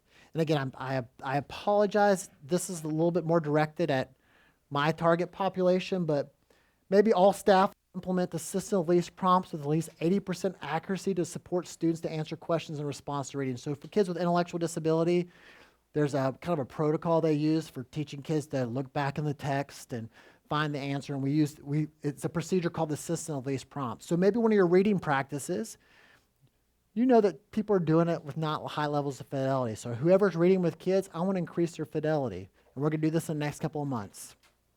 Maybe all staff will implement scripted reading programs with 90% accuracy. Right now, they're just kind of winging it. They don't implement them as they're supposed to be implemented. Maybe students will increase their opportunities to learn within general education programs. So maybe the general education teacher will increase the rate in which they direct opportunities to students with extensive support needs during lessons. So if we have kids with autism or other intellectual disabilities in our program, and we find that they get called on less than others, or there's another support person who does a lot of the answering or mediates that for them, we actually start working with the teacher to give more opportunities. And these are things that we can count and measure. I can come in and watch you for an hour, see your interaction with the kid with autism and score, and then come back 2 weeks later after we've done some training support and say, okay, we've seen an increase. So when we spend a lot of time in this, we actually get really measurable with our teacher behaviors. We look for things that we can count. General education peers will increase the rate in which they interact with students, which is say with autism in general education settings. So again, I can come in, there's actually a colleague of mine, Terry Scott, that's shown that teacher feedback, opportunities to respond, these types of things. If you watch a kid during an academic lesson for 15 minutes and you score that rate, it actually matches generally what happens the rest of the day. And so crazy things he's been able to find out. Like, he's at this point, it's like 20,000 classrooms he's been able to watch. And like teachers' rates of positive feedback is really low. OTRs are pretty low. Surprise, kids of color get a lot less opportunities and positive feedback than white kids. I mean, it's really interesting and sometimes horrifying data. But these are things that I come in for 20 minutes. I could watch your interaction, watch the kid with autism and say, how many times do peers interact with him? Are there peer interactions? Do some peer training and then a couple weeks later score and say, oh, look, I'm seeing an increase. All right. Everybody take a deep breath. That was a lot of stuff. I tried to teach you everything about working with kids with autism, and I barely scratched the surface. But I was wondering if anybody has any takeaways or any questions they might have in these kind of last 5 minutes. Please don't look at my terrible desktop. Oh, look at all that stuff. Ha! There you go. Yes. You ready for this? Robert.Pennington at uky.edu. I know all you U of L fans, it'll be really hard for you to type that UKY. But I worked there for 8 years and did it, and so I'm purple-blooded. I bleed purple. Yes, Robert.Pennington at uky.edu. And you can find me on, you go to the special ed department there and you'll see my big ugly mug on the. So any questions or anything that has resonated with folks or things that they didn't think about before? You guys are a quiet, very compliant bunch. No, nothing. Yes, ma'am.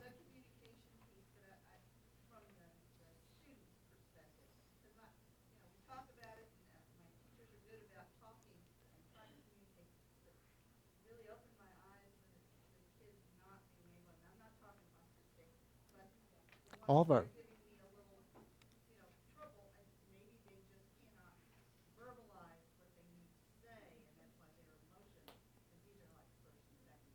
Absolutely. You'll see that a lot with little ones.